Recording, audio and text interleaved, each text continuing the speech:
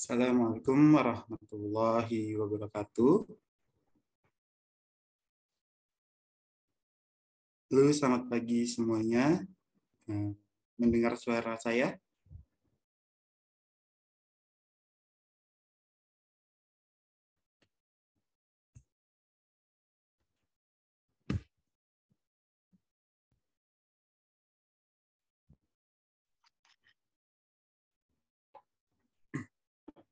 Oke, terima kasih semuanya. Mohon maaf sebelumnya karena kita terlewat beberapa menit dari jadwal yang ditentukan. Oke, mungkin kita mulai saja Recording in progress. kajian pada pagi hari ini. Assalamualaikum warahmatullahi wabarakatuh. Kenalkan, nama saya Muhammad Fadil, selaku moderator pada pagi hari ini.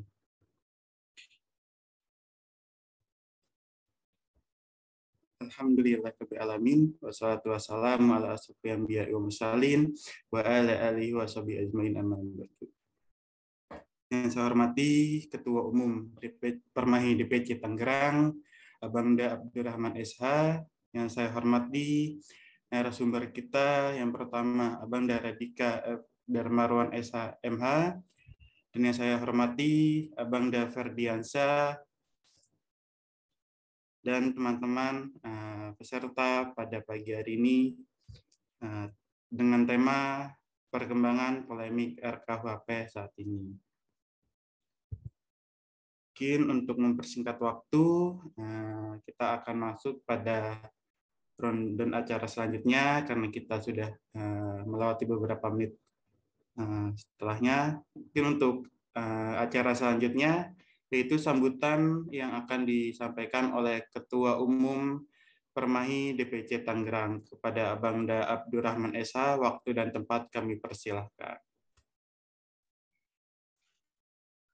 Baik, terima kasih Pak Moderator. Sebelumnya saya ingin memastikan apakah suara saya jelas Pak Moderator? Siap, jelas Abangda. Oke, baik. Bismillahirrahmanirrahim. Assalamualaikum warahmatullahi wabarakatuh. Selamat pagi, salam sejahtera untuk kita semua. Om Swastiastu, Namo Buddhaya, salam kebajikan. Alhamdulillah, pada pagi hari ini kita dapat bertemu kembali dalam rangka silaturahmi dan juga kajian ya, dengan agenda kajian interaktif dan temanya perkembangan polemik RKUHP pada saat ini. Dan saya mengucapkan terima kasih banyak kepada rekan-rekan yang sudah bergabung pada pagi hari ini. Untuk itu, saya ingin mengumumkan terlebih dahulu. Ya, sebelumnya yang terhormat Abangda Randika F. Darmawan SHMH selaku Direktur Lembaga Kajian Pengawasan dan Penegakan Hukum DPN Perhimpunan Mahasiswa Hukum Indonesia, dan juga yang terhormat Bang Ferdiansyah selaku pemantik yang kedua anggota Permahi DPC Tangerang. Sebelumnya saya ingin mengumumkan bahwasannya kami dari Permahi DPC Tangerang bahwasannya kita selalu mengadakan kajian-kajian ya, baik kajian rutinan maupun kajian yang sifatnya isu strategis ya. Tentu yang ada di grup saat ini rekan-rekan yang bergabung itu menjadi agenda ya, rutinan yang kami selenggarakan. Namun di tanggal 13 sampai 14 Agustus 2022 kami akan mengadakan open recruitment masa perkenalan calon anggota Permahi DPC Tangerang. Bagi rekan-rekan yang ada di kawasan Tangerang Raya, baik Tangerang Selatan, Tangerang Kota, dan Kabupaten Tangerang, bisa bergabung dengan kami di organisasi Perhimpunan Mahasiswa Hukum Indonesia, Dewan Pimpinan Cabang Tangerang. Nanti bagi kawan-kawan yang berminat bisa kontak di pamflet yang tersebar sebelumnya, atau bisa ke Pak Moderator atau ke saya pribadi juga bisa, atau bisa DM Instagram Permahi DPC Tangerang. Di sana juga sudah diupload ya beberapa konten dan juga dokumentasi kegiatan yang sudah kami selenggarakan sebelumnya.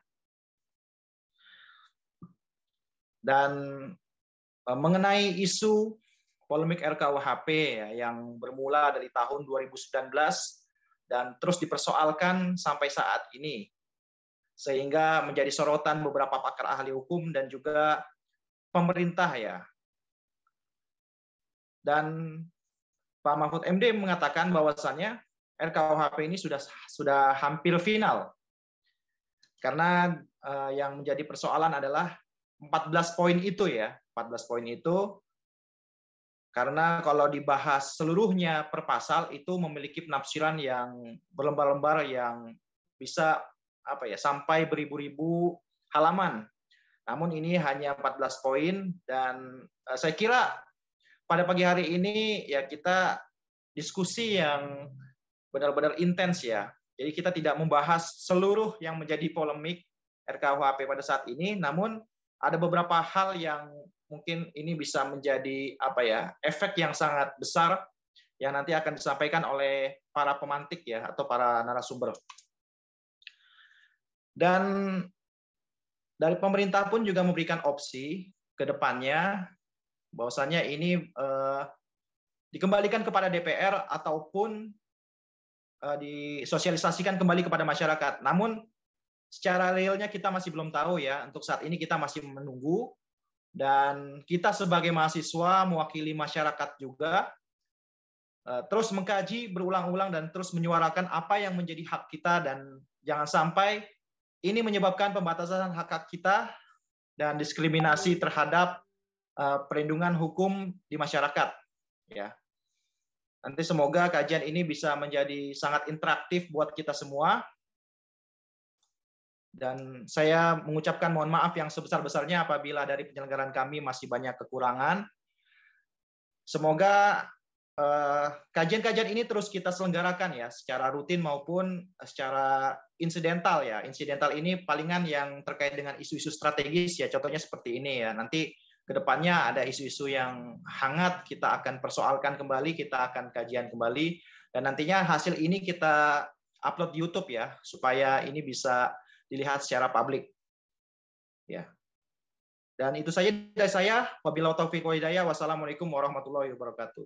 Kembalikan kepada Oke, terima kasih kepada Abangda Abdurrahman SH selaku Ketua Umum Permai DPC Tangerang.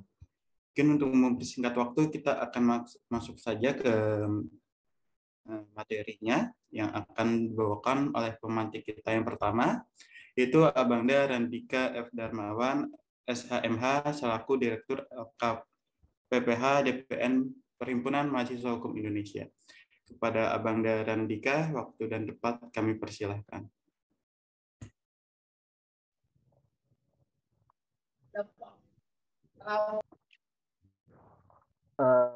Ya, terima kasih. Moderator, suara saya kedengaran? Siap, terdengar Abangda. Ya. Bismillahirrahmanirrahim. Assalamualaikum warahmatullahi wabarakatuh. Yang terhormat Ketua DPC Permai Tangerang, Ketua Rahman. Yang terhormat pemantik yang kedua, yang terhormat Bapak Moderator yang pada hari ini bertugas, Direktur LKPPA yang kita sering sebut dengan Lembaga Kajian dan Pengawasan Penegakan Hukum, DPC Permai Tangerang. Yang saya banggakan teman-teman DPC Permai Tangerang dan yang saya hormati seluruh peserta yang hadir pada hari ini, yang tua dihormati dan juga yang muda saya banggakan. Assalamualaikum warahmatullahi wabarakatuh. Salam sejahtera bagi kita semua. Shalom, Om Swastiastu, Namo Buddhaya. Salam kebajikan. Selamat siang waktu Indonesia Timur dan selamat pagi waktu Indonesia Tengah dan Barat. Salam Pak Moderator, Hadir. Saya lagi berada di Ambon. Salam Permai. Salam Permai. Mengawali pembukaan saya pada pemantik pada hari ini, sekali lagi saya memulai dengan satu postulat dari Belanda. Ada satu postulat dari Belanda yang mendarah daging sejak zaman penjajahan sampai saat ini di bangsa Indonesia. Postulat itu kita sering sebut dengan wait, had, need, have done, need, live, atau yang sering kita artikan sebagai tak kenal maka tak sayang. Untuk itu, perkenalkan kembali, nama saya Randika Fitra Darmawan yang bertugas pada siang hari ini. Boleh ya, izin pemoderator saya katakan siang pakai waktu Indonesia Timur aja ya. Siap, boleh ya Bang. Yang bertugas pada siang hari ini sebagai perwakilan dari Dewan Pimpinan Nasional Perhimpunan Mahasiswa Hukum Indonesia dari bagian Lembaga Kajian dan Pengawasan Penegakan Hukum Dewan Pimpinan Nasional. Terkait dengan materi yang akan dibahas hari ini, pertama-tama perlu saya katakan bahwa pemberian pemateri terhadap suatu problematika bangsa hari ini, terkhususnya apa yang dijalankan oleh teman-teman DPC Permai Tangerang ini merupakan bagian daripada bentuk silaturahmi yang dijalankan. Selain itu merupakan bagian daripada suatu hal yang terkait dengan pertukaran pikiran, melestarikan keilmuan, menjawab problematika bangsa yang terkhususnya hari ini terkait dengan hadirnya RKUHP itu sendiri.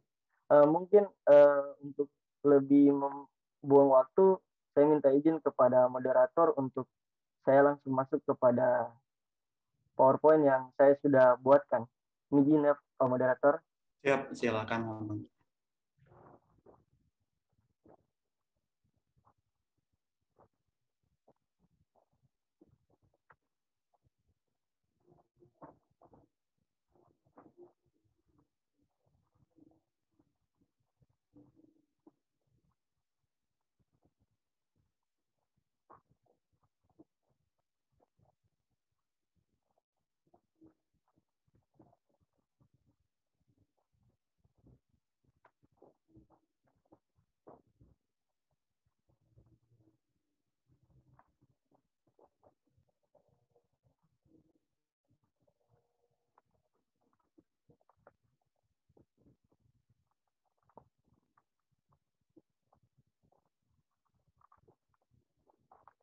Ya, izin Pak Moderator, sudah kelihatan ya gambaran saya? Sudah, Abang dah. Ya, judul diskusi pada siang hari ini adalah terkait dengan perkembangan polemik rancangan Kitab Undang-Undang Hukum Pidana saat ini. Terkait dengan pembahasan saat ini, yang seperti saya sudah katakan sebelumnya kepada Ketua DPC Permai Tangerang, persoalan terkait dengan 14 pasal yang mengalami kontroversi di dalam persoalan masyarakat. Dalam hal ini saya hanya membahas terkait dengan 3 temuan pasal atau 3 temuan sub pembahasan terkait dengan persoalan tindak pidana terhadap penyerangan harkat dan martabat Presiden dan Wakil Presiden. Kemudian yang kedua itu terkait dengan tindak pidana living law atau hukum adat atau hukum yang hidup di dalam masyarakat, dan yang terakhir terkait dengan persoalan tindak pidana ilmu goib. Terkait dengan sub pembahasan pada penjelasan saya pada siang hari ini, yang pertama itu terkait dengan alasan pembentukan lahirnya atau dibentuknya rancangan Kitab Undang-Undang Hukum Pidana, kemudian permasalahan yang terjadi di dalam masyarakat, yang ketiga itu asas-asas dalam hukum pidana, dan ketiga materi yang telah saya sebutkan tadi. Oke, langsung masuk saja. Alasan terkait dibentuknya rancangan Kitab Undang-Undang Hukum Pidana. Terkait dengan persoalan alasan kelahiran atau pembentukan RKUHP itu sendiri dengan mempunyai tujuan yang mendasar pada untuk mewujudkan cita-cita hukum bangsa Indonesia. Hal ini tak terlepas juga daripada persoalan pasal 1 ayat 3 konstitusi kita, Undang-Undang Dasar Negara Republik Indonesia, yang menyatakan bahwasanya negara Indonesia adalah negara hukum, yang memiliki arti bahwasanya apapun yang dijalankan oleh masyarakat Indonesia ataupun pemerintahan Indonesia harus berdasarkan hukum. Kemudian terkait dengan pembangunan hukum nasional. Ketika kita membicarakan terkait dengan pembangunan hukum nasional, Ini merupakan satu perwujudan daripada satu penerapan prinsip hukum yang menandakan bahwasannya setiap tahun atau semakin dibentuknya hukum itu, maka hukum itu akan bersifat dinamis mengikuti dengan perkembangan masyarakat. Dalam hal ini saya coba sinkronkan dengan teori Robert Besitman. Robert Besitman merupakan salah satu ahli hukum di Amerika yang mempunyai teori. Beliau juga merupakan guru besar dari Profesor Mukhtar Kusumaatmadja dalam bukunya terkait dengan teori hukum pembangunan. Robert Besitman mengemukakan satu teori terkait dengan the law of non-transferability of law yang memiliki arti hukum di satu tempat tidak bisa ditempatkan secara sama pada hukum di tempat lain. Hal ini menandakan bahwa yang namanya hukum yang ada di satu negara tidak berlaku sama dengan negara yang lain, karena perbedaan pemahaman terhadap penilaian suatu persoalan, kemudian perbedaan culture, kemudian perbedaan ras, perbedaan etnis yang membuat corak hukum pada masing-masing sebuah bangsa itu terkadang dia berbeda-beda. Sehingga dalam menafsirkan satu tujuan hukum pada satu bangsa itu terkadang memang membutuhkan suatu hal yang substansi terhadap pemahaman bangsa tersebut, sehingga tidak dapat disimpulkan berdasarkan negara-negara yang telah ada ataupun yang pernah menjajah suatu bangsa tersebut. Karena memang perbedaan cara pemikiran ini menjadi satu corong utama terhadap satu problem tujuan hukum ini. Nah, terkait dengan persoalan hukum pidana saat ini, itu sudah tidak dianggap lagi menjawab tantangan zaman. Nah, sehingga perkembangan pembangunan hukum nasional menjadi salah satu tujuan demi menciptakan satu hukum yang memang betul-betul mencerminkan nilai keadilan. Dan yang terakhir, alasan terakhir terkait pembentukan RKUHP itu sendiri terjadinya suatu kekosongan hukum pada beberapa perbuatan yang dianggap bertentangan dengan nilai atau norma dasar. Permasalahan yang terjadi dengan dibentuknya RKUHP ini adalah yang pertama, satu, munculnya berbagai persoalan yang dianggap dapat melahirkan permasalahan dalam RKUHP. Kemudian, yang kedua, penambahan beberapa pasal yang sebelumnya tidak pernah diatur dan atau bahkan telah dihapus dalam Kitab Undang-Undang Hukum Pidana saat ini. Dan yang ketiga terkait dengan persoalan penjelasan poin 1 dan poin 2 sebagaimana saya katakan di atas. Dalam hal ini adalah terkait dengan persoalan penyerangan harkat dan martabat presiden dan wakil presiden, persoalan living law atau hukum yang hidup dalam masyarakat, dan yang ketiga terkait dengan persoalan tindak pidana ilmu gaib. Persoalan asas hukum pidana. Asas legalitas. Asas legalitas merupakan suatu asas yang memang menjadi satu corong utama dalam pembentukan satu prinsip hukum, terkhususnya di bidang pidana, yang selalu kita sering kenal dengan istilah nalam delictum nulla puna sine previa lege penali.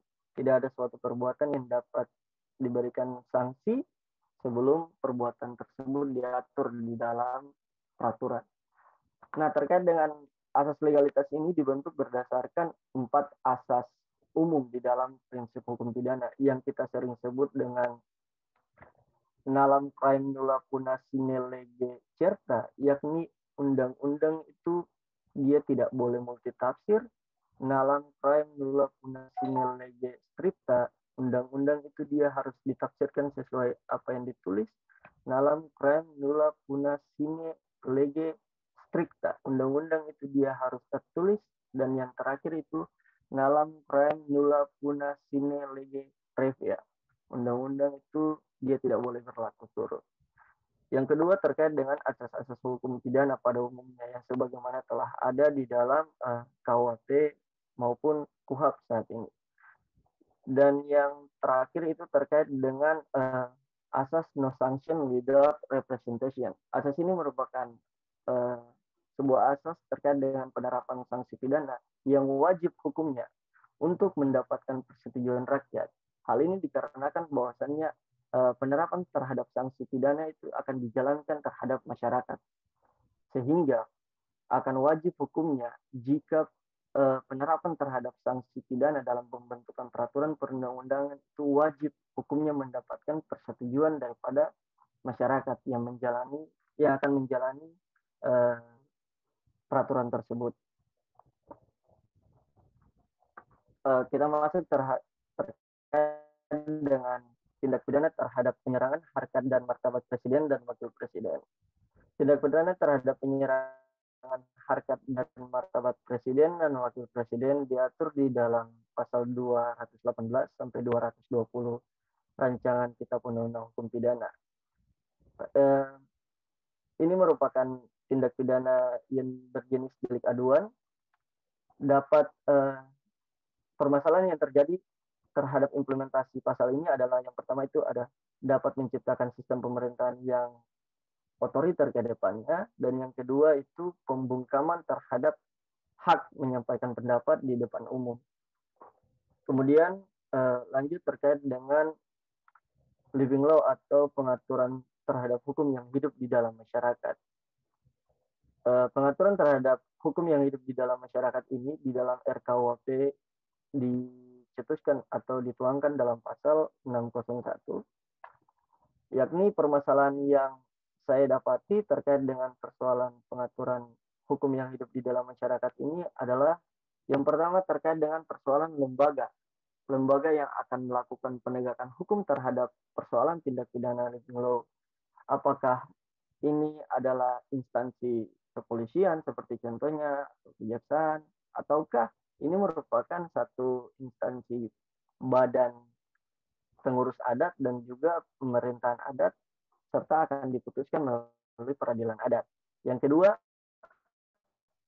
terkait dengan menimbulkan perubahan realitas pemikiran terkait living law dan mengganggu prinsip hukum adat, yang memang dalam hal ini merupakan suatu hal yang sakral yang selama ini telah ada. Dan yang terakhir itu segala bentuk pidana adat akan dibawa ke dalam ranah peradilan nasional dan dapat merusak sistem peradilan adat yang telah ada sejak zaman dahulu kala yang diakui keberadaannya berdasarkan Konstitusi Pasal 18B ayat 2. Hal ini saya dapatkan sesuai dengan ketentuan penjelasan RKUHP poin keempat di ketentuan umum penjelasan paragraf ketiga. Yang terakhir terkait dengan persoalan tindak pidana ilmu goib.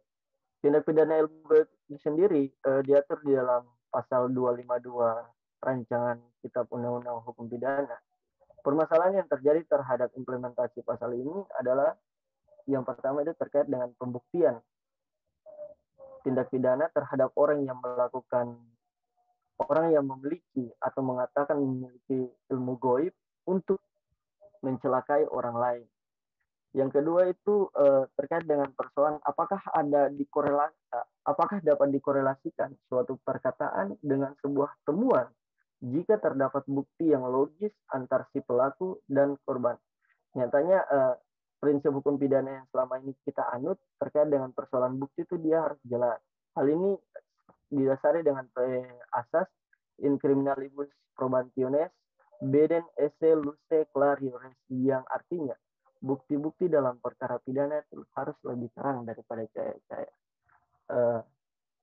Oke, sekian dan terima kasih. Mungkin itu sebagai pengantar dari saya. Saya kembalikan kepada moderator dan akan dilanjutkan pada sesi pertanyaan. Thank you, Pak Dir.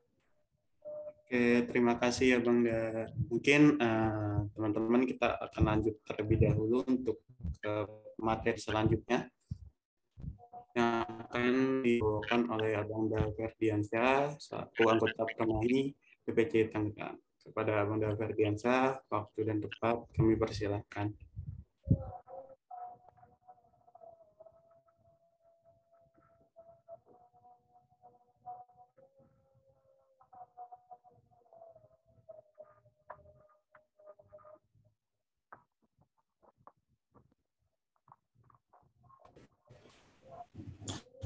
Oke, baik.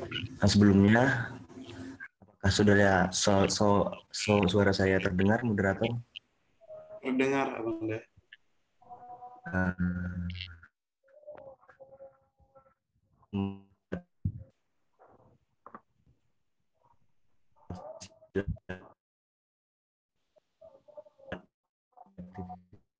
Semuanya,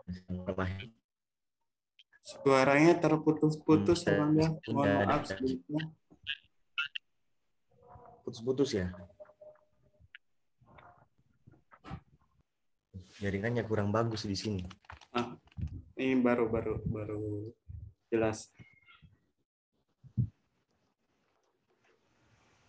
Oke. Saya coba dulu ya. Cek, masih putus-putus? Sudah, Abang Deh. Sudah jelas. Ya, salam, Om Swastiastu, Namo Buddhaya, dan salam kebajikan. Selamat siang semuanya, salam sejahtera dan salam permahi. Yang saya hormati Ketua Perhimpunan Hukum Indonesia, Bangda Abdurrahman, dan tak lupa pula yang saya hormati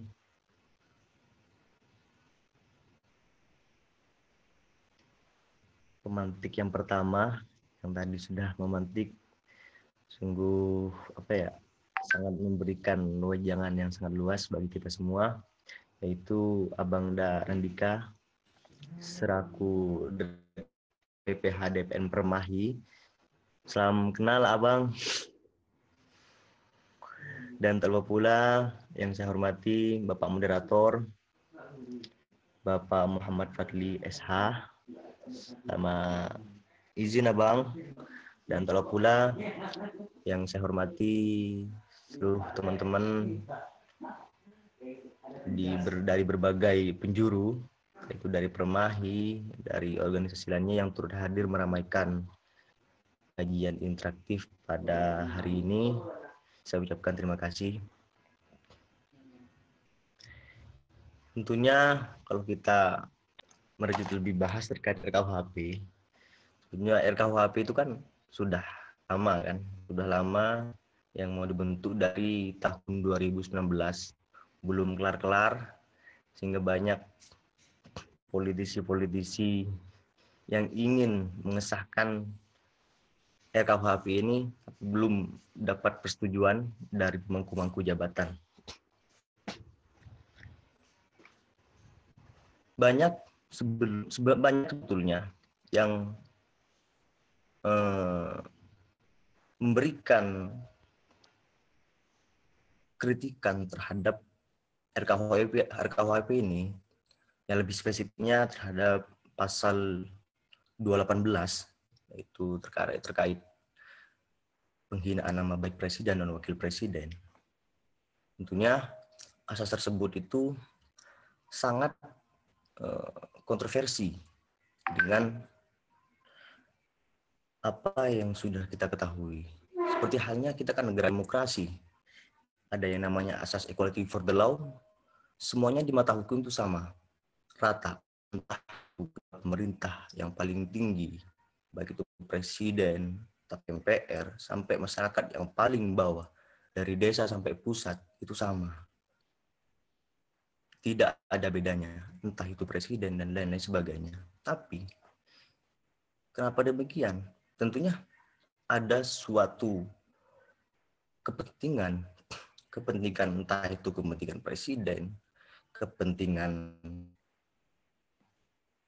tangan-tangan presiden yang mempunyai kepentingan tersebut. Namun begitu banyak pola-pola untuk membentukkan undang-undang, seperti halnya kayak jual beli undang-undang. Tentunya kan banyak, bukan banyak sih, ada sebagian tanpa kita ketahui. Tentunya kemarin saya dapat bocoran dari salah satu menteri, dan saya tidak usah sebut namanya, terkait LGBT. Misalkan kalau LGBT itu tembus untuk dimasukkan terhadap undang-undang, 3 triliun Pak itu.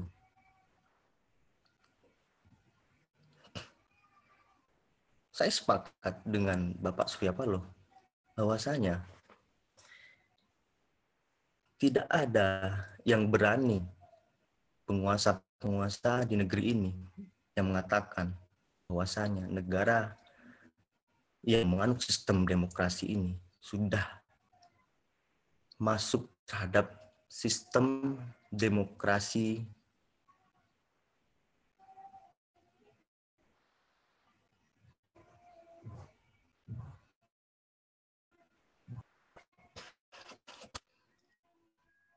yang liberal.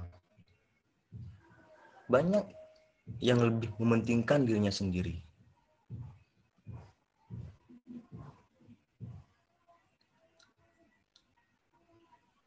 Tentunya, kalau kita dipandang dari sudut asas efisien, pidana, lebih mengutamakan mana daripada janji-janji manis para penguasa-penguasa yang sudah jadi sebelum mereka terpilih, seperti halnya kesejahteraan rakyat. Banyak yang sudah dijanjikan. Yang lebih cocoknya itu, bagaimana bapak-bapak legislatif itu, DPRI, membuat undang-undang terkait perjanjian sama rakyat. Seperti halnya kayak presiden, gitu kan. Sebelum 2019 kemarin, apa janjinya katanya? Ada seperti ini, gitu kan. Apakah bantuan sudah turun sampai ke akar-akarnya? Coba kalau kita melihat dari desa-desa terpencil, kayak listrik, belum ada yang masuk di Madura itu, Kabupaten Sumeneb, Kepulauan, kalau nggak Kepulauan, saya lupa nama pulaunya, tapi Kepulauan itu daerah Kabupaten Sumeneb, belum ada termasuk listrik. Hanya aja sebagian, belum rata. Pemerintah masih enak-enakan untuk membuat undang-undang ngerecokin masyarakat, membingungkan masyarakat. Apakah sesuai pemerintah dengan pembukaan Undang-Undang 45 bahwasanya tujuan pemerintah, tujuan bernegara itu yang pertama, mensejahterakan umat, menjaga ketertiban umum. Begitu kan kira-kira. Tapi sejauh ini mana? Dari Sabang sampai Merauke, belum ada. Makanya, saya sepakat dengan Pak Surya Paloh bahwasanya sistem negara demokrasi ini sudah masuk ranah sistem negara demokrasi yang liberal, kepentingan diri sendiri.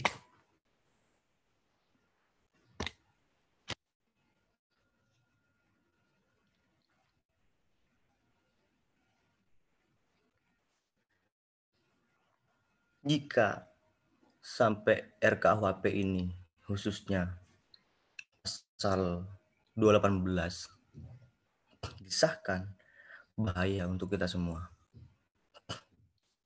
Kita sudah tidak pantas menyebutkan bahwasanya negara ini adalah negara demokrasi.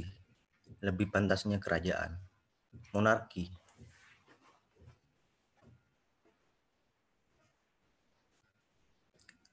Ya, sesuai yang sudah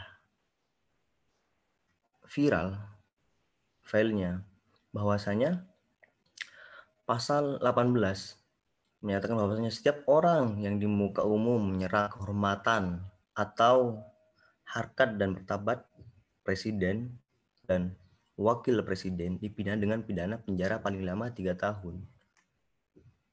Dan penjelasan terhadap pasal 218 yang dimaksud dengan menyerang kehormatan atau harkat dan martabat diri merupakan merendahkan atau merusak nama baik atau harga diri.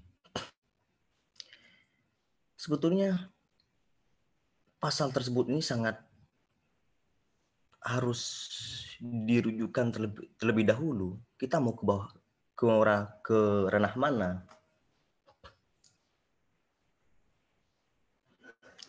Ditinjau dari segi HAM-nya, tentunya kan kita harus memilih menghormati kekuasaan ataupun terus mengekspresikan kebebasan dalam berbicara.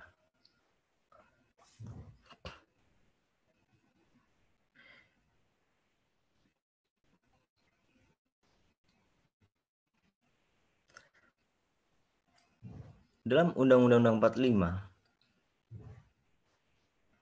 Pasal 28 ayat 1, kemerdekaan berserikat dan berkumpul, mengeluarkan pikiran dengan lisan dan tulisan, dan sebagaimana ditetapkan dengan undang-undang. Undang-Undang IT Pasal 28 ayat 2, setiap orang dengan sengaja dan hak menyebarkan informasi dan tunjukkan untuk menimbulkan rasa kebencian atau permusuhan individu dan atau kelompok masyarakat tertentu berdasarkan atas suku, agama, ras, dan antar golongan. Misalkan, kita mengaca ada salah satu daerah. Ada salah satu daerah yang dulunya itu tempat berkampanye, misalkan di daerah Jawa Tengah misalkan. Masyarakat Jawa Tengah itu dijanjikan seperti ini, seperti ini, seperti ini. Ketika presiden sudah jadi, hingga hampir mau hangus jabatannya sebagai presiden, dan janji itu belum terlaksana, sehingga masyarakat itu kesal, menunggu janji-janji manisnya itu belum terrealisasikan, diaktualisasikan oleh presiden, tentunya kita marah sebagai masyarakat. Marah. Karena kenapa? Karena kita ada istilah hukum adat seperti ini. Bukan hukum adat, pepatah orang adat, orang kuno.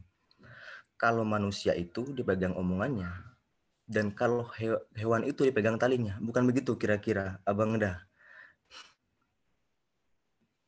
Siapa yang tidak marah ketika janjinya itu tidak ditepati? Kan pastinya kita mempunyai perasa yang tidak sama.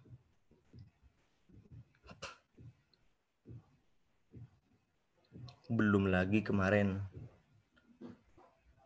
minyak naik berlipat ganda sampai orang itu bingung, nggak tahu mau kemana kan. Belum lagi COVID dan ditambahkan ini pula. Ini kalau membingungkan, sangat membingungkan. Karena yaitu tidak sesuai dengan pembukaan Undang-Undang Dasar 45 terkait tujuan pemerintah dan negara ini mensejahterakan masyarakat, menjaga ketertiban umum. Ini kalau kita mau bahas terkait kontroversi RKUHP tentunya banyak, tapi kan saya sudah bilang sama Ketum Rahman bahwasanya untuk kajian ini mungkin lebih spesifik terhadap pasal 18 tuh, karena tentunya kalau nantinya kita demo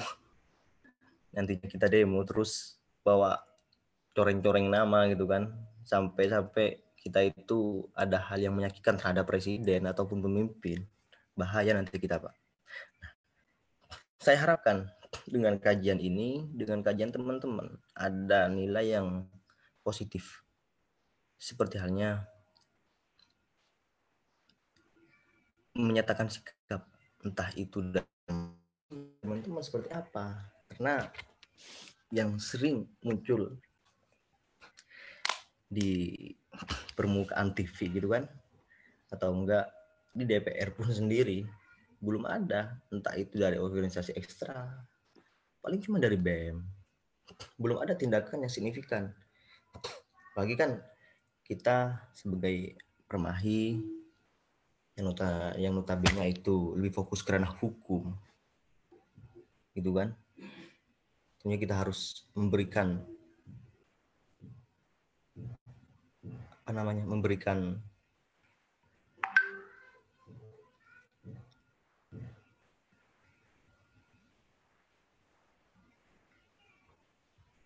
memberikan sikap, menyatakan sikap terhadap RKUHP pasal 218 ini, bahwasanya tidak layak untuk disahkan atau tidak layak untuk dijadikan pasal. Karena kenapa? Dengan perkataan tadi saya itu, karena negara ini bukan negara kerajaan. Semua orang itu mempunyai kepentingan masing-masing. Demokrasi namanya. Berbeda-beda tapi harus satu-satuan. Bisa jadi nantinya itu pasal itu bisa jadi dijadikan pelarian untuk pekerjaan-pekerjaan yang tidak becus. Biar tidak dihina, biar tidak dicaci maki oleh masyarakat. Kalau tidak mau dicaci maki, kalau tidak mau menderita, jangan jadi pemimpin.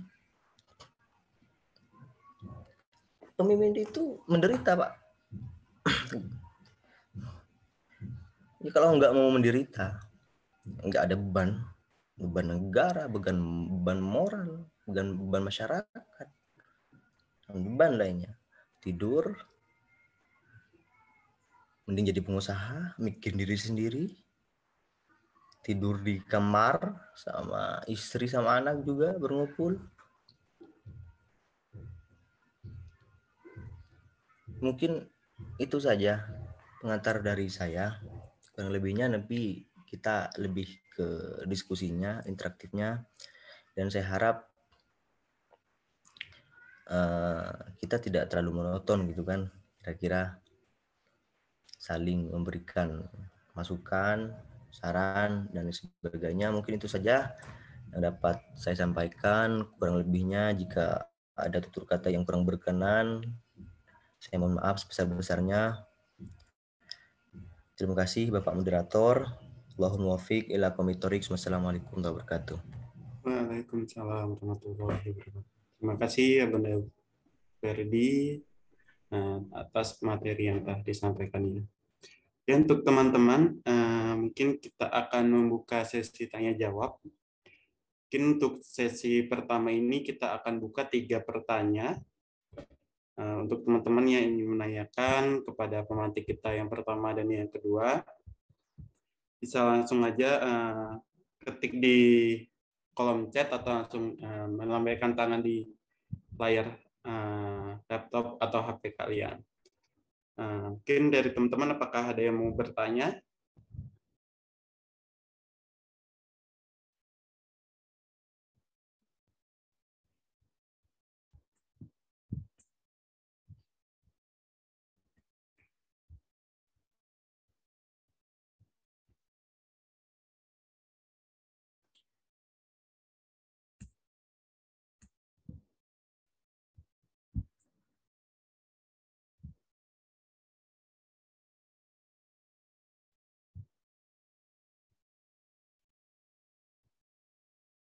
Teman-teman, mungkin ada yang mau bertanya untuk materi kita pada pagi hari ini.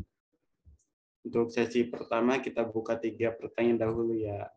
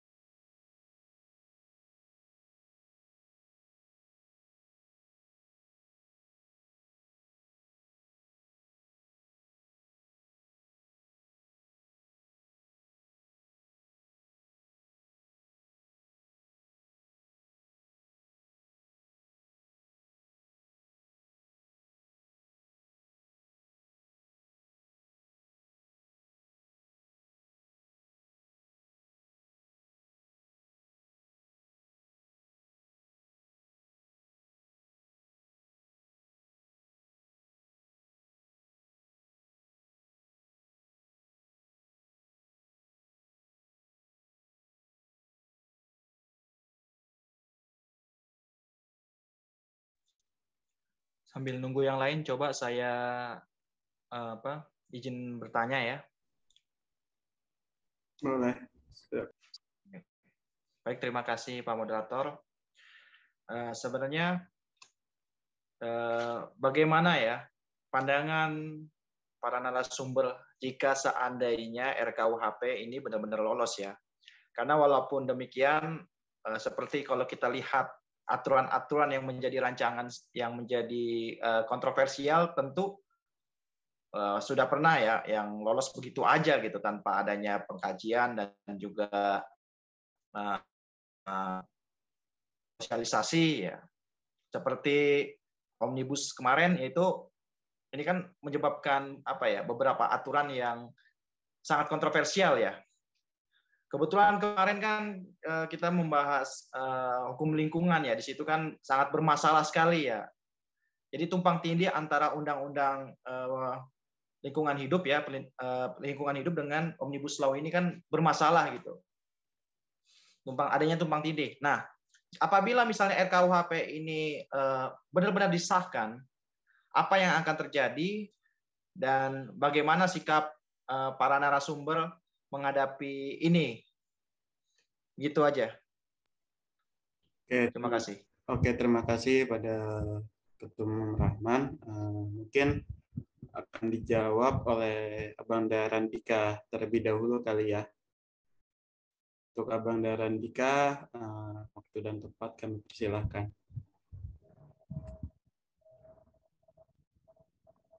Oke Pak Dir, boleh diulang pertanyaannya? Pak Moderator boleh pertanyaannya? Boleh, untuk Rahman bisa diulang kembali pertanyaannya. Ya, bagaimana pandangan para narasumber apabila seandainya RKUHP ini disahkan begitu aja tanpa adanya sosialisasi dan juga tanpa adanya pendengaran atau tidak didengarnya masukan-masukan dari masyarakat, seperti yang terjadi seperti apa Omnibus Law kemarin ya, kan lolos begitu aja nih. Nah, kita ngambil pahit-pahitnya kalau RKUHP ini lolos begitu aja. Bagaimana ini tanggapan para masyarakat atau para mahasiswa? Itu.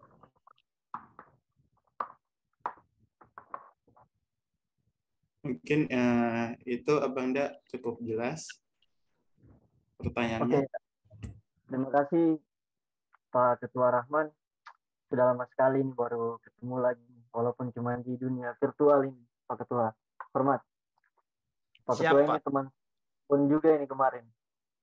Terkait dengan pandangan terkait dengan hadirnya RKUHP ini sendiri, jika di kemudian hari benar-benar lolos dengan kontroversi pasal sekitar 14 pasal yang bermasalah dan juga solusi. Pertama, saya persoalan terkait dengan pandangan. Seperti yang saya sudah jabarkan tadi terhadap seperti contohnya itu 3 persoalan. Yang pertama itu terkait dengan penyerangan harkat dan martabat presiden dan wakil presiden. Yang kedua itu terkait dengan living law atau hukum yang hidup di dalam masyarakat. Dan yang ketiga itu terkait dengan persoalan tindak pidana penggunaan ilmu goib. Pasal 252 RKUHP. Dari ketiga kontroversi pasal yang telah saya katakan sebelumnya pada pemaparan materi, pandangan saya apabila rancangan Kitab Undang-Undang Hukum Pidana ini benar-benar dinyatakan lolos tanpa adanya suatu verifikasi dan juga suatu revisi terhadap 3 aspek yang telah saya sebutkan, ini akan menimbulkan satu distorsi pemikiran terhadap kita, terkhususnya dalam hal untuk menerapkan terkait dengan persoalan pidana di bidang material, karena RKUHP ini adalah merupakan bagian daripada peraturan bagian material ketika kita berbicara terkait dengan persoalan pidana. Alhasil dari segi permasalahan yang saya dapatkan tadi, yang tadinya adalah persoalan kalau misalkan contoh di penyerangan harkat dan martabat presiden seperti yang saudara pemantik jelaskan pada sesi sebelumnya, pemantik 2 jelaskan pada sesi sebelumnya, saya terlepas daripada persoalan yang terjadi di dalam pasal 218, itu ada juga terkait dengan persoalan di pasal 219. pasal 219 itu secara tidak langsung akan memberikan satu pernyataan sikap terhadap kita, khususnya bagi para profesi, bahkan untuk jurnalis, yang dianggap menyerang harkat dan martabat presiden, karena di situ tidak ada penyebutan satu klausula frasa kata dengan hak. Jadi dia hanya mengatakan barang siapa yang menyebarkan bla bla bla bla tanpa menyebutkan dengan hak. Ini dia berbeda sama yang terjadi di dalam Undang-Undang ITE. Kalau di dalam Undang-Undang ITE penyebutan klausula pasalnya itu berbicaranya barang siapa yang dengan tanpa hak. Akan tetapi di dalam persoalan pasal 219 ini tidak menyebutkan sedemikian, sehingga dapat memberikan ruang terhadap kita, terkhususnya bagi profesi-profesi di bidang jurnalis yang akan paling tidak dapat diberikan persoalan sanksi pidana terkait dengan penggunaan pasal ini. Sehingga sebagaimana yang saya sebutkan tadi, negara menjadi bukan lagi kita sebagai negara demokrasi, tapi pemerintahan kita akan menjadi lebih condong ke arah otoriter. Kemudian terkait dengan persoalan living law tadi, kontroversi tumpang tindih persoalan lembaga yang berhak mengatur terkait dengan persoalan ini, apakah itu adalah lembaga peradilan adat, dan juga saya tambahkan tidak adanya satu kompilasi hukum adat terkait dengan persoalan hadirnya persoalan living law ini. Dan yang ketiga itu terkait dengan persoalan ilmu gaib, terkait dengan proses pembuktian itu sendiri. Sebagaimana kita ketahui, yang kita telah asas umum yang kita telah ketahui secara bersama, in criminalibus probationes beden eselus declariore, bahwasannya dalam menerapkan satu prinsip terhadap perbuatan kriminalisasi, bukti-bukti itu harus lebih terang daripada cahaya-cahaya. Sehingga solusi saya pada diskusi kali ini adalah memberikan satu pernyataan, terkhususnya untuk DPC Permahi Tangerang, pernyataan sikap untuk sekiranya akan diberikan terhadap DPR untuk segera melakukan revisi terlebih dahulu, sehingga tidak lagi kita berpikir bahwasanya apabila terjadinya satu persoalan yang dianggap oleh kita itu sebagai satu cacat hukum menurut undang-undang, kita tidak perlu lagi masyarakat tidak perlu lagi ke Mahkamah Konstitusi untuk melakukan satu revisi atau peninjauan kembali terhadap beberapa pasal di dalam RKUHP ini. Mungkin itu saja dari saya. Dikembalikan Pak Moderator. Oke, terima kasih ya Bang Da. Nah, bagaimana? Mungkin untuk selanjutnya jawaban dari mantik yang kedua, yaitu Bang Da Ferdi. Dan saya waktu dan tempat kami persilakan.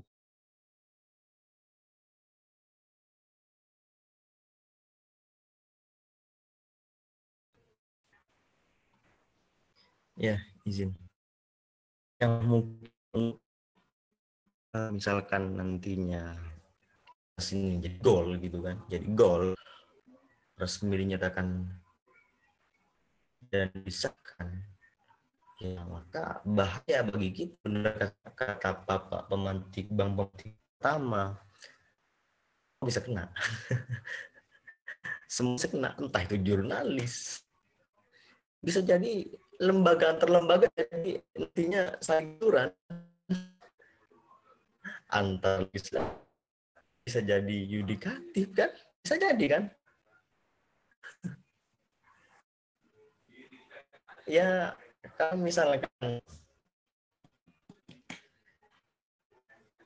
gol, ya kita tinggal tunggu cara main selanjutnya seperti apa gitu kan. Ya kita tentukan itu. Nah sebelum ini, pasal ini sah, hal tersebut itu buat seperti apa? Mediasi kah? Lewat tulisan kah? Nyatakan sikap kah? Lewat aspirasi? Lewat aksi? Nah itu yang ditunggu-tunggu. Sebetulnya saya sangat mengharapkan gitu kan, kesolidan dari teman-teman seluruh Indonesia, dari Sabang sampai Merauke. Jika ada suatu entah itu korupsi, entah itu terkait pembuatan undang-undang yang sangat melenceng dengan moralitas, dengan postur atau kondisi yang ada di masyarakat, tidak atau berseberangan, maka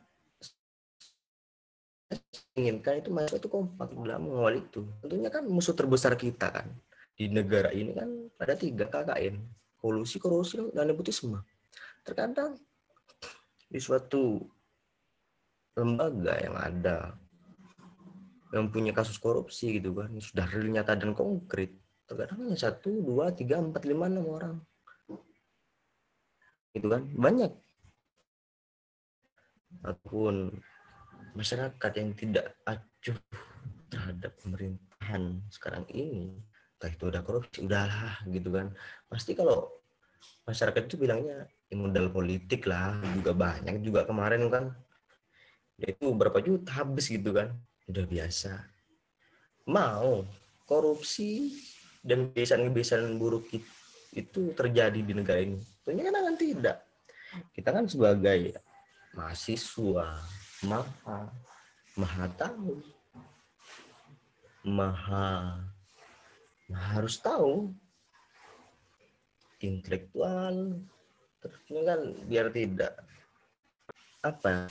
tidak berlencengan atau kontroversian dengan tridharma perguruan tinggi kan, pendidikan, analisa, dan pengabdian gitu kan. Sebenarnya kan teman-teman kan banyak, ada yang suka di bidang ini, ada yang acuh tidak acuh sama sekali gitu kan. Kita kan baru merasakan demokrasi itu kan pasca reformasi 98, yang betul-betul merasakan bahwasanya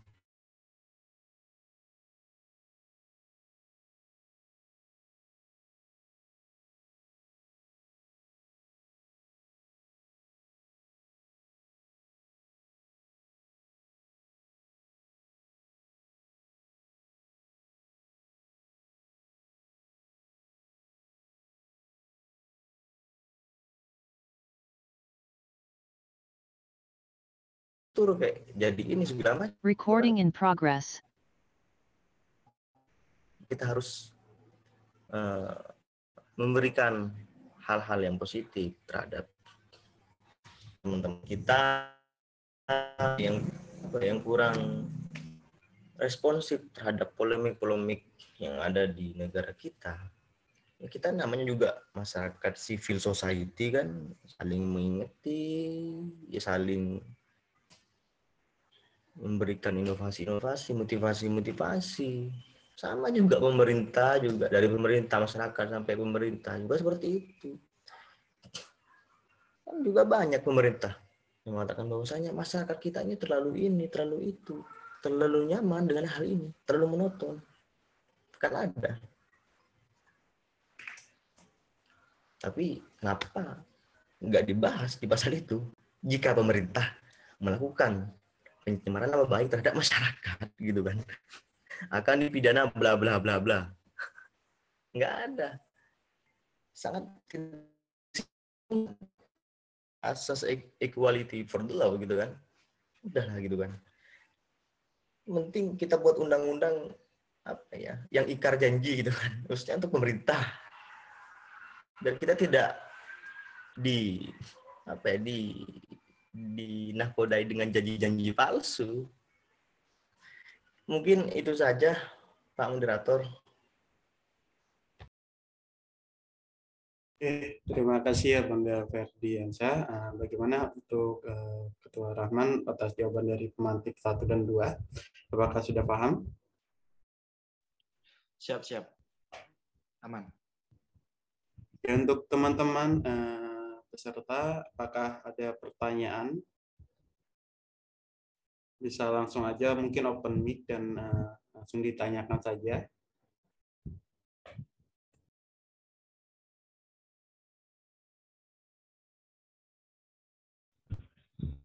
Ya, saya ingin bertanya, Bang Moderator. Dengan siapa? Mohon maaf. Perkenalkan, nama saya Abdullah Biansyah Sitepu. Ya, boleh, silakan. Saya ingin bertanya terkait dengan pasal goib ya, di pasal 218 rancangan undang-undang hukum pidana. Itu nanti ketika pembuktian itu seperti apa ya nanti? Itu yang pertanyaan yang saya pertanyakan. Pertama, satu, pembuktiannya seperti apa? Dan yang kedua kan di dalam pembuktian itu kan ada namanya saksi ahli. Nah, di dalam saksi ahli itu seperti apa nantinya ketika di persidangan. Itu aja sih yang saya mau tanyakan terkait dengan pasal goib itu. Oke, terima kasih Bang Abdul Ardiansyah ya. Iya, Bang. Terima kasih, Bang. Mungkin akan dijawab oleh pemantik 2 terlebih dahulu ya, karena tadi kan pemantik pertama sudah menyampaikan terlebih dahulu, sekarang pemantik 2 terlebih dahulu tentang pasal goib, pasal 218 pembuktiannya seperti apa, dan dalam pembuktian saksi ahli itu seperti apa. Mungkin Bang Daferiansa bisa menjawab terlebih dahulu. Waktu dan tempat kami persilakan.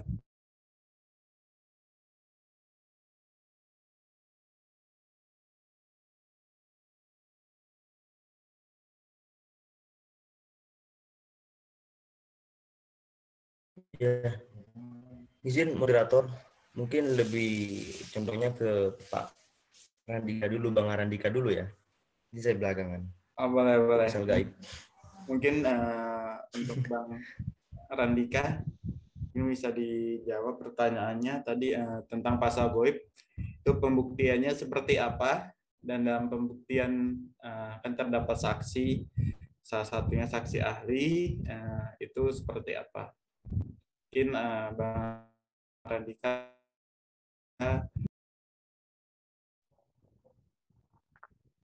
Terima kasih Pak Moderator. Terkait dengan persoalan ilmu goib itu diatur di dalam pasal 252 RKUHP, yakni ayat 1 menyebutkan setiap orang yang menyatakan dirinya mempunyai kekuatan gaib, memberitahukan, memberikan harapan, menawarkan, ataupun memberikan bantuan jasa kepada orang lain, bahwa karena perbuatannya dapat menimbulkan penyakit, kematian, atau penderitaan mental atau fisik seseorang, dipidana dengan pidana penjara paling lama 1 tahun 6 bulan, atau pidana denda paling banyak dengan pidana kategori 4. Ayat 2 menyebutkan terkait dengan persoalan jika seseorang, sebagaimana dimaksud pada ayat 1, melakukan perbuatan tersebut untuk mencari keuntungan atau menjadikan sebagai mata pencarian atau kebiasaan, pidana yang ditambahkan 1/3 dari pidana sebelumnya.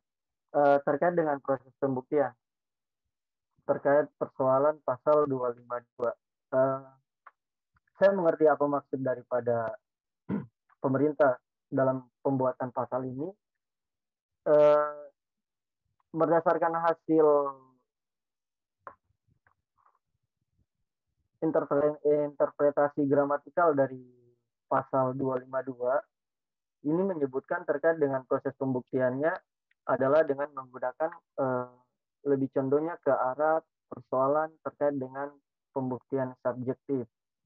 Pembuktian subjektif itu memang kalau misalkan di dalam 183 Kitab Undang-Undang Hukum Acara Pidana saat ini kan dalam sistem model pembuktian hukum pidana di Indonesia itu sering kita sebut dengan teorinya negative utility bias theory. Negative utility bias theory itu sering kita sebutkan minimum 2 alat objektif plus 1 bukti subjektif.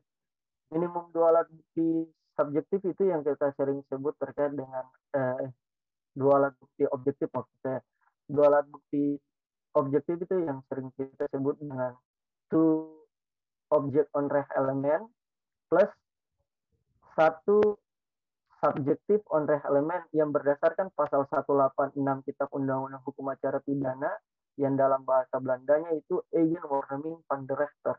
Eigenwaarneming van de Rechter itu adalah pengejawantahan daripada bukti petunjuk yang didapatkan di dalam atau maupun di luar pengadilan. Nah, terkait dengan persoalan ini dia lebih condongnya ke arah persoalan bukti subjektif. dan seakan-akan dapat menghilangkan bukti objektif. Makanya saya katakan dari model beban pembuktian tadi tidak ada korelasi terhadap pasal ini antara hubungan perkataan si pelaku dengan perbuatan si pelaku dengan si korban yang dikategorikan sebagai konteks bukti yang logis sebagaimana yang kita ketahui di dalam pasal 184 kita. Dan terkait dengan apa istilahnya saksi ahli, saya juga bingung terkait dengan persoalan saksi ahli ini mau hadirkan siapa? Jangan-jangan hadirkan dukun lagi. Kan biasanya saksi ahli itu kan orang yang paling mengetahui terkait dengan satu persoalan itu. Contohnya saja kalau kita berbicara terkait dengan persoalan penistaan agama, maka saksi ahli itu diambil dari ahli-ahli agama. Seperti contohnya begitu. Dan mungkin kalau berbicara terkait dengan persoalan santet dan ilmu gaib, ya udah kita panggil dukun-dukun. Tapi itu kan istilahnya belum selesai dalam arti implementasi terhadap pasal ini belum selesai. Kita juga belum tahu pengetahuan terhadap saksi ahli yang dirumuskan nanti di dalam pasal ini itu mau dihadirkan saksi ahli siapa. Palingan yang secara logis terkait dengan persoalan ahli bahasa, karena di dalam pasal 252 itu menyebutkan terkait dengan perkataan seseorang. Makanya interpretasinya itu terkait dengan persoalan ahli bahasa, itu yang pertama. Kedua, mungkin dengan ahli psikologi. Ahli psikologi ini akan dapat membantu terkait dengan persoalan apa yang dikatakan oleh si pelaku itu adalah merupakan satu perkataan yang kategorinya adalah perkataan dalam sadar sehat lahiriah ataukah memang dalam keadaan kondisi mengalami gangguan kejiwaan sehingga dapat diberikan penerapan sanksi pidana terhadap si pelaku ataupun tidak. Mungkin dari saya seperti itu, Pak Moderator, dikembalikan. Oke, terima kasih ya Bang Da. Mungkin selanjutnya Bang Ferdi kali ya. Bang Ferdi, pertanyaan yang sama, waktu dan tempat kami persilakan. Ya, kita tambahan dari saya banyak juga yang lain masalah, tapi bisa di sama teman-teman.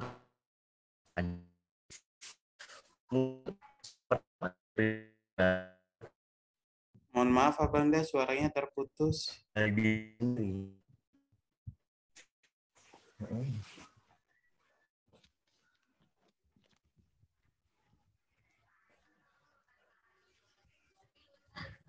Cek, udah?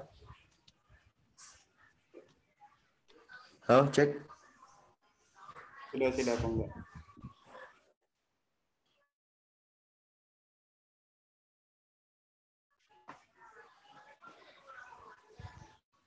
Halo?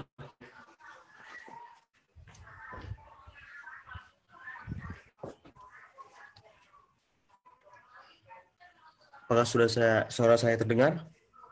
Moderator? Terdengar. Mungkin untuk pembuktian, saya juga bingung, belum dipelajari pula ya terkait pembuktian tentang ilmu gaib gitu kan. Orang yang mensantet orang kan, orang yang menipu-nipu orang dengan hal ilmu hitam. Mungkin yang pertama bagi saya itu pengakuan darinya diri sendiri, dan kedua dari sanksi ahli gitu kan, sama dengan yang sudah dinyatakan tadi sama Pak Sumber Randika, ya mungkin dari dukun yang sudah ilmu dukunnya itu tidak diragukan lagi sehingga bisa mengetahui gitu kan, sehingga bisa mengetahui seluk-beluknya orang gitu kan dengan ilmu-ilmunya. Dan yang ketiga itu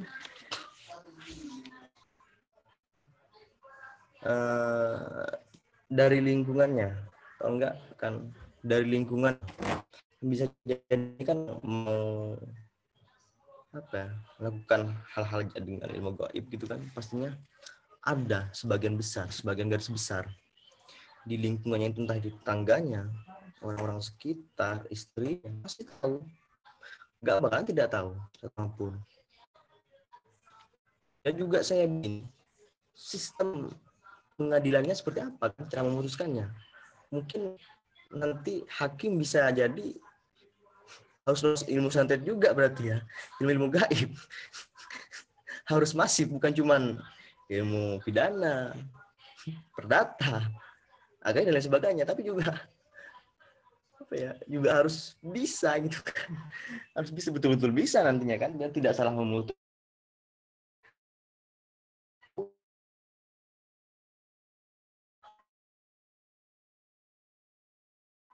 Ini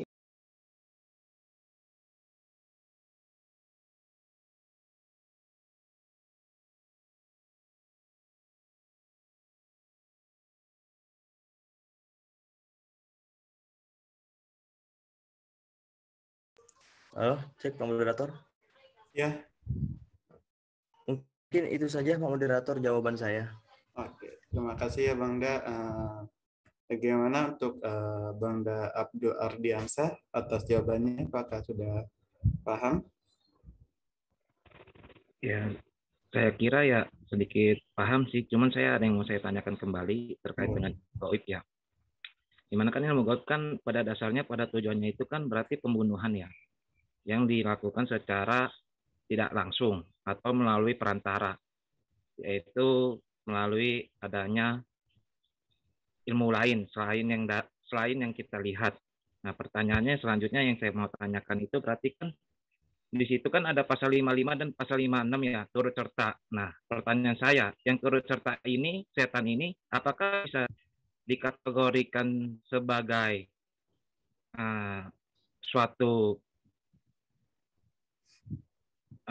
suatu tindak pidana yang dilakukan oleh setan ini, dan apakah setan ini bisa dipenjarakan gitu? Itu yang mau saya tanyakan kembali tentang pasal 55, 56. Turut serta, yang turut serta itu.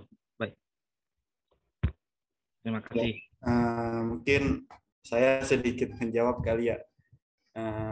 Untuk setan ini seperti apa ya, Bang Daya? Karena kan kita nggak mungkin bisa menangkap setan itu, apakah itu terlihat atau tidak kan? Mungkin kita juga nggak bisa menangkap atau mempenjarakannya. Dan mungkin kalau turut serta itu asisten si dukun itu kali ya yang mungkin bisa kita tangkap. Mungkin untuk setannya mungkin agak susah juga mungkin ya. Jangan kan kita mungkin kepolisian juga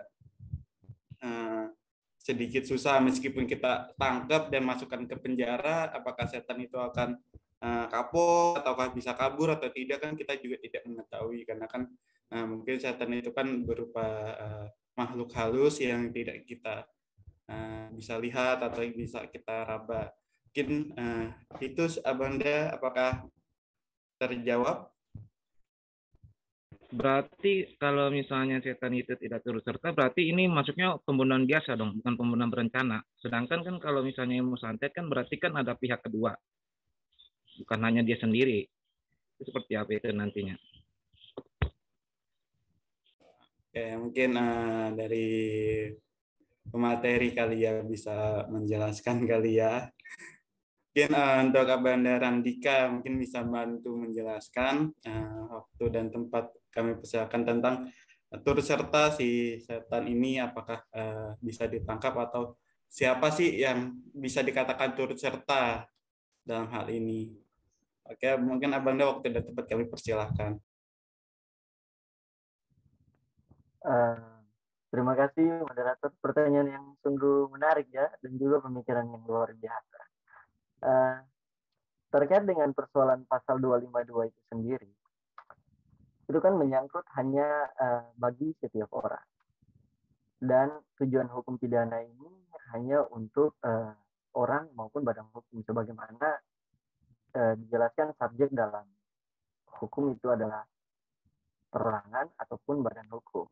Terkait dengan persoalan pasal 5556 tadi, yang perlu kita ketahui secara bersama terkait dengan apa tadi di pasal 5556 terkait dengan tugas bantuan ya, atau turut serta turut serta ini kan terbagi juga dalam persoalan apakah dia itu adalah sebagai dader, dia itu quick dader, ataukah dia itu outlawing-nya. Biasanya pemberatan terhadap pasal ini itu biasanya yang diambil itu orang yang menginginkan, jadi aktor intelektualnya. Jadi kalau misalkan si dukun lah istilahnya tertangkap dengan beberapa dalil, itu ada saksi jelas dengan pernyataan sebagaimana tadi pernyataan ahli, dan juga ditemukan di lapangannya ada terkait dengan bukti-bukti itu walaupun tidak relevan ya, sehingga aktor intelektualnya juga ikut dapat ditangkap terkait dengan persoalan itu. Nah, yang perlu dijelaskan terkait dengan persoalan ini ya, tadi persoalannya motif kalau tidak salah. Apakah Mohon maaf Pak Bangda, suaranya tidak terdengar. Halo? Sudah terdengar. Terkait dengan persoalan pasti motif ini. Apakah ini dia nanti masuk di pembunuhan berencana ataukah pembunuhan secara biasa? Nah, kalau kita berkaca kepada prinsip-prinsip hukum pembuktian Profesor Dr. Edward Omar Sharif Yaris, pasal 340 itu dia bukan terkait dengan persoalan motif, sehingga pengancaman terkait dengan sebuah sanksi itu di dalam 340 untuk kategorinya sebagai dolus premeditatus, itu dia hanya menjelaskan terkait dengan persoalan keringanan dan juga pemberatan. Tidak ada persoalan nanti ada pembuktian korelasi dengan setan, pembuktian korelasi dengan jin, dengan ini. Yang dibuktikan korelasinya itu hanya manusia atau badan hukum, seperti contohnya yang tadi saya katakan, siapa outlawing-nya atau aktor intelektualnya yang memberikan atau menyuruh untuk melakukan sebuah tindak pidana ini. Itu pun juga akan dapat ditahan. Akan tetapi terlebih lagi dalam memilah persoalan kasus ilmu goib, pasal 252 itu sendiri, sebagaimana yang saya katakan tadi, pembuktiannya pasti akan dikatakan sulit. Karena kita berkaca, contohnya kalau teman-teman pernah membaca buku Peter of Nagel ataupun Hans, mohon maaf saya lupa namanya, terkait dengan persoalan daerah-daerah yang tidak dapat dijadikan kenyataan perkara. Itu kan daerah-daerah yang tidak dapat dijadikan kenyataan perkara menurut Peter of Nagel itu dalam bukunya Expert Evidence atau Evidence yang ditulis oleh Trickstrom. Itu kan salah satunya adalah daerah-daerah yang tidak dapat menjadi rujukan umum. Seperti contohnya pasal Goib 3252 ini adalah yang tadi persoalan terkait dengan korelasi antar setan ini. Yang jadi persoalannya adalah ketika diketahui dan juga mempunyai saksi, walaupun memang pembuktiannya tadi saya katakan adalah masih sangat dikatakan keliru. Persoalan terkait dengan pasal 252 ini hampir-hampir sama dengan persoalan tangkap basah, tertangkap tangan istilahnya, yang memang kategorinya pengakuan daripada seorang terdakwa ini kan merupakan bagian daripada bukti juga di dalam pasal 184, sehingga dapat dijadikan area kenyataan itu. Terkait dengan pertanyaan itu mungkin seperti itu dulu ya, ataukah masih ada pertanyaan yang lain? Tapi mungkin akan dijelaskan lanjutan untuk pemantik kedua. Terima kasih, Moderator.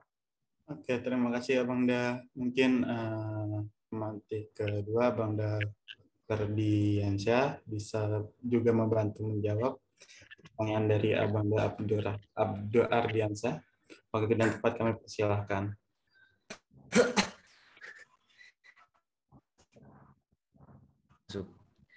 Tentunya tadi pertanyaan setan apakah bisa dihukum gitu kan?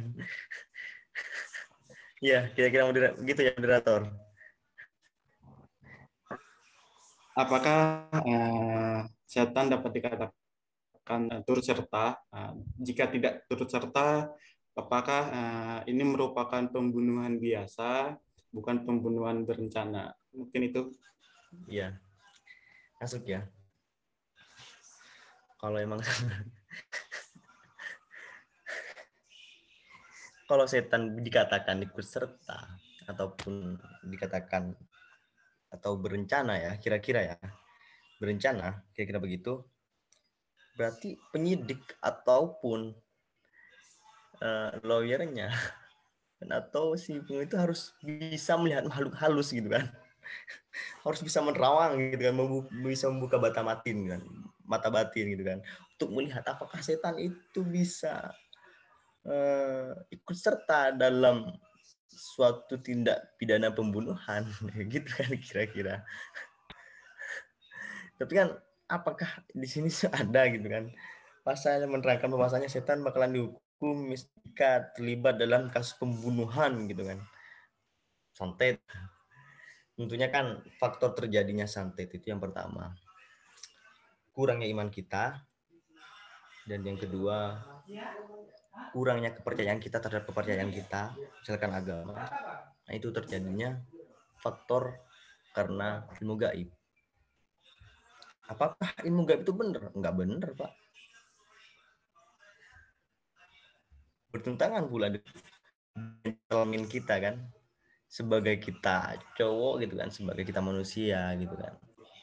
Ya, misalkan ada masalah, ya kan kita langsung to the point aja gitu, ngomong face to face sama orangnya. Begitu. Kalau menurut saya pribadi itu belum mengambil terhadap gaib, ilmu gaib kan, gimana sistem pembuktiannya gitu kan. Tapi sejauh ini belum ada pandangan sih untuk mengulas lebih jauh terhadap pasal gaib gitu kan, pasal gaib gitu. Seharusnya pasalnya ini harus gaib gitu, nggak boleh tertulis harus gaib juga ini kan, biar nantinya pengacara dan sebagainya itu harus bisa gaib semua, bisa buka betamatin kan. Ya itu saja mungkin dari saya. Ya, terima kasih ya Bang Da. Bagaimana Bang Da Abdul Ardiansyah atas jawabannya? Kita masih ada pertanyaan?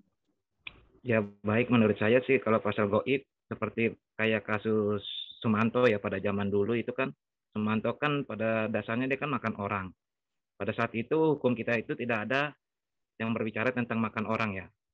Sehingga Sumanto bisa dipenjarakan itu karena dia ada perusakan makam. Sehingga kan pada saat itu Sumanto dikenakan dengan pasal perusakan makam ya, dan perbuatan yang tidak menyenangkan. Menurut saya ini sangat menarik sih ini, apa namanya, pasal goib ini ya. Kembali lagi kan tadi pembuktiannya seperti apa, terus keterangan saksinya, ahlinya seperti apa, dan apakah nanti di sana itu ada turut serta atau bagaimana, itu menurut saya sangat menarik ya untuk dikaji lagi gitu. Itu saja sih dari saya. Sekian, terima kasih. Oke, terima kasih Abang Abdul Ardiansyah. Mungkin satu pertanyaan terakhir kali ya, mengingat waktu sudah mau azan zuhur di waktu Indonesia bagian Barat. Mungkin ada satu pertanyaan lagi dari teman-teman. Langsung di open mic aja dan ditanyakan pertanyaannya.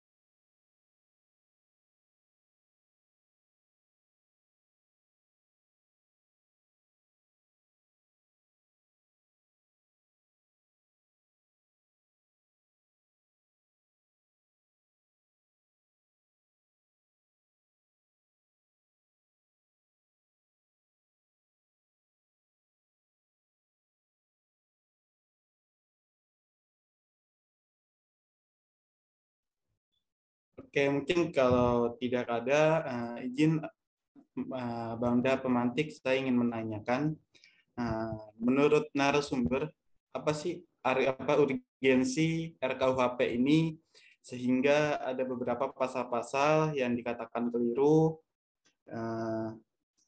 yang membuat polemik ini semakin meresahkan di masyarakat. Mungkin itu dari saya. Menurut narasumber, apa urgensi dari RKUHP ini sendiri? Untuk Abang Randika, waktu dan tempat kami persilakan.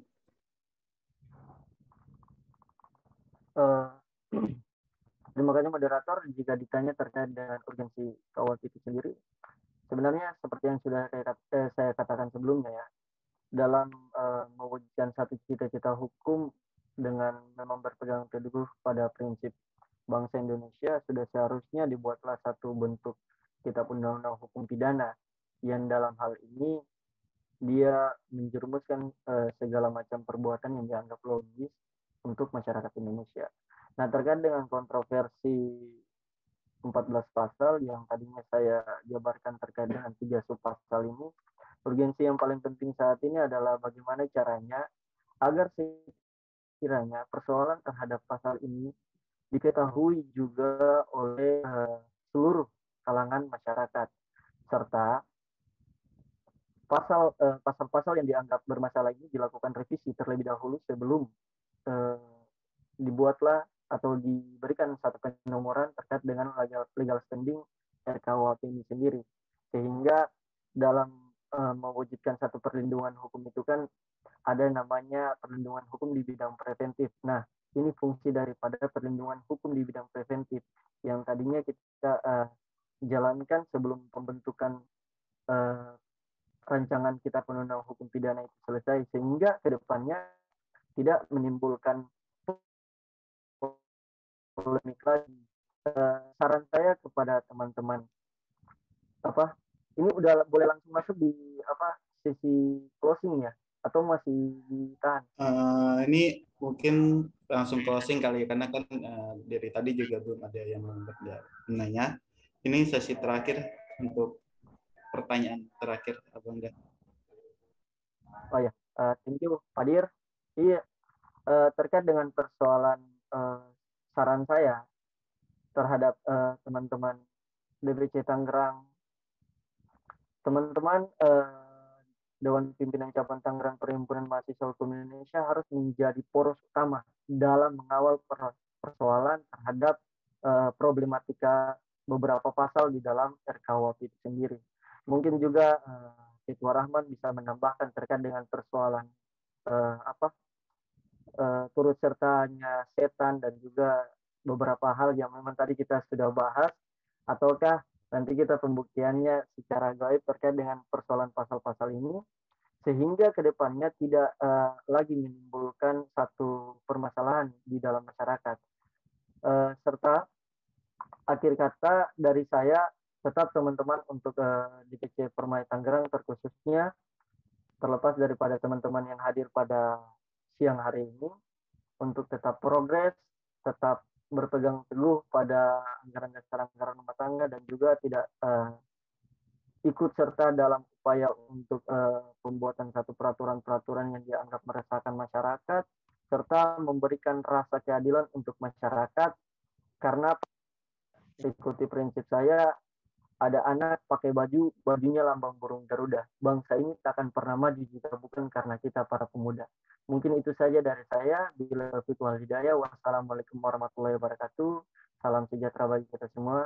Shalom, Om Swastiastu, Namo Buddhaya. Salam Permai, salam kebajikan. Salam Permai, waalaikumsalam. Terima kasih banyak Abang Da atas penjelasannya. Mungkin akhir dari Abang Da Ferdiansyah atas jawabannya tentang bagaimana pendapat Abang Da tentang urgensi RKUHP yang membuat beberapa pasal yang keliru atau menjadi polemik. Waktu dan tempat kami persilahkan.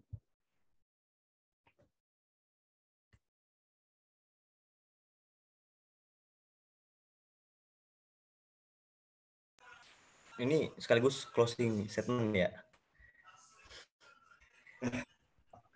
moderator.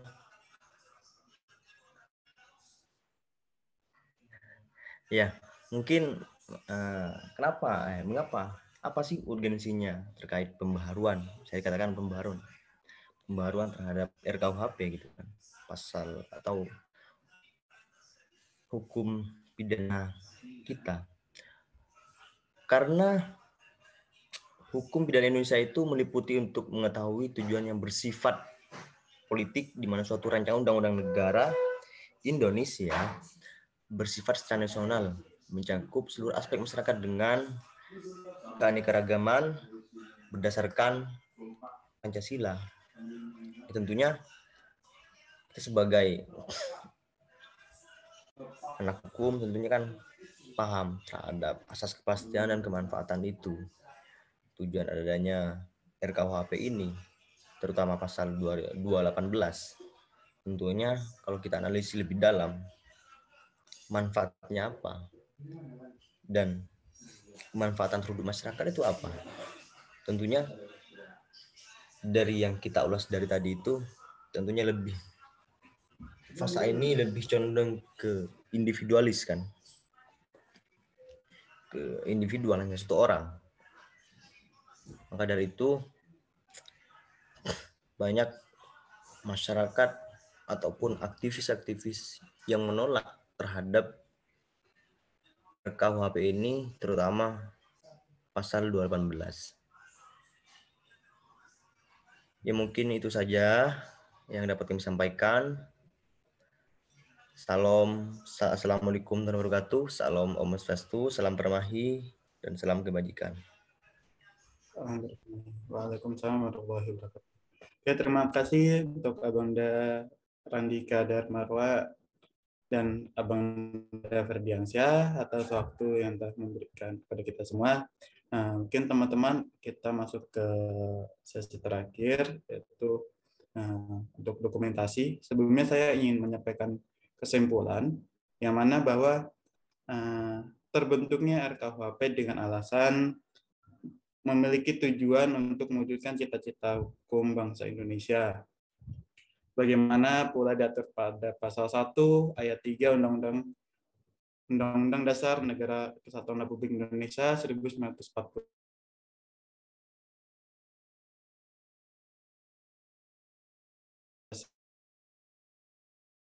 Adapun RKUHP saat ini sudah dianggap tidak mampu menjawab tantangan zaman, yang mana zaman seperti ini dengan kita undang-undang hukum pidana yang telah lampau mungkin perlu diperbaiki. Namun ada pun beberapa pasal yang menjadi polemik, antara lain pasal tentang harkat dan martabat presiden dan wakil presiden, living law, dan ilmu gaib. Yang mana ilmu gaib ini pun masih menjadi perbincangan, bagaimana tentang pembuktian dan siapa saja yang akan menjadi saksi ahli. Mungkin dari saya itu selaku moderator, mohon maaf apabila terdapat kata-kata yang salah atau tersinggung. Saya Muhammad Fadil, mohon maaf yang sebesar-besarnya. Namun sebelum ditutup, mungkin kita ada sesi foto bersama. Yang mungkin untuk teman-teman mohon untuk dibuka kameranya sehingga kita bisa foto bersama.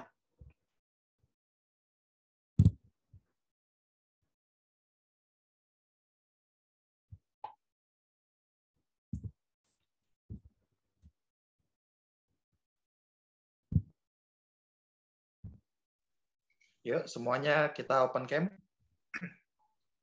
Hitungan 1, 2, 3. Lagi 1, 2, 3. Oke, cukup. Oke, terima kasih teman-teman atas waktu yang diberikan. Terima kasih pada Abangda Randika F. Darmawan dan Abangda Ferdiansyah atas waktunya. Mohon maaf apabila ada kata-kata yang keliru dari saya. Mohon maaf apabila ada kata-kata yang salah, mau baik kata maupun perbuatan. Wassalamualaikum warahmatullahi wabarakatuh. Waalaikumsalam warahmatullahi wabarakatuh. Terima kasih Waalaikumsalam warahmatullahi wabarakatuh. Bang Radika, Bang Ferdi, Bang Fadil. Thank you Ketua Dir. Terima kasih semuanya. Thank you Bang Ferdi. Saya izin live ya.